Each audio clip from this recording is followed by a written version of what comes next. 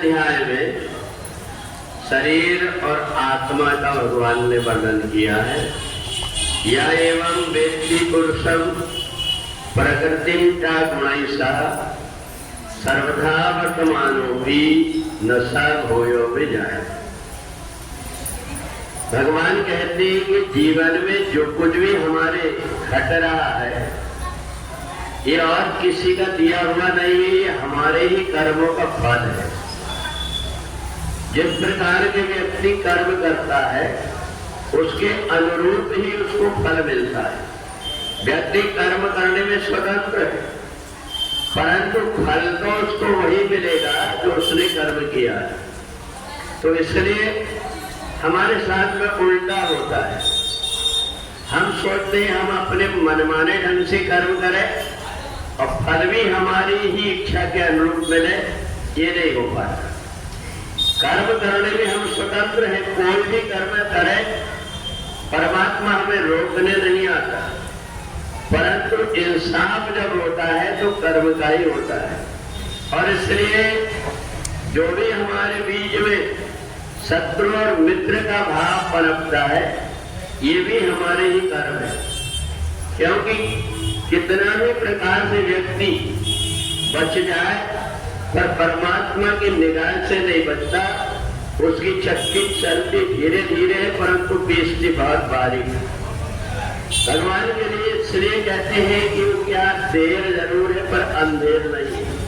और इसलिए हमें अपने आप के कर्म को सुधारने के लिए बहुत मौका मिलता है। और यदि हमने अपने आप को सुधार दिया तो हमारा भी जीवन बदल जाता है। परंतु कई बार ऐसा होता है कि मूढ़त हृदय न चेत जो गुरु मिले विरंची सब। ब्रह्मा जैसे भी अगर किसी को गुरु मिल जाए तो मूर्ख व्यक्ति का बुद्धि नहीं बदल पाती। और इसलिए उसको जो कर्म का फल भोगना पड़ता है उसका कारण एक ही है कि कचरा के डब्बे में व्यक्ति कितना भी कोशिश करे दुर्गंध आएगी। ऐसे ही समझ लेना चाहिए कि जो व्यक्ति दूसरों की निंदा करता है, चुगली करता है, उसके अंदर बहुत सारा कचरा भरा हुआ है। और इसलिए जो परमात्मा की भक्ति में लगता है, परमात्मा के नाम जपने में, परमात्मा की सेवा करने में, परमात्मा के गुणगान करने में जिसको आनंद मिलता है, समझ लेना चाहिए वो फूलों का गुलदस्ता है।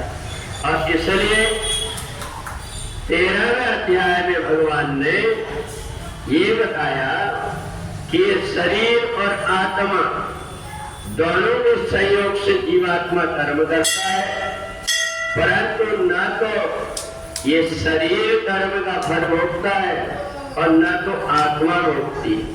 ये जो है हमें एक प्रकार का जो भ्रम होता है, उस भ्रम के कारण जैसे कि रात्रि में स्वप्न में व्यक्ति भागता है और उसको लगता है कि मेरे पीछे कोई दौड़ रहा है, वो पसीना पसीना हो जाता है, सांस लंबी लंबी चलने लगती है। तो इसलिए जीवात्मा जो कुछ भी कर्म करते हैं उसका साक्षी होता है। परंतु इसी अवस्था में पहुंच करके जीवात्मा ऐसा जब सुख और दुख प्राप्त करता है, शरीर रहते हुए में या शरीर छूटने के बाद, तो उसे दुख की अनुभूति तो होती है, परंतु वो ये नहीं समझ पाता कि ये दुख मेरे को जो हो रहा है ये सब मेरे ही कर्म का फल है। इसलिए समझदार व्यक्ति जो होता है इस शरीर को साधन बना करके अच्छे कर्म करके और फिर जीवात्मा के आवागमन का बंधन छुड़ा देता है। बोल वृंदावन बिहारी लाल की। लक्ष्मी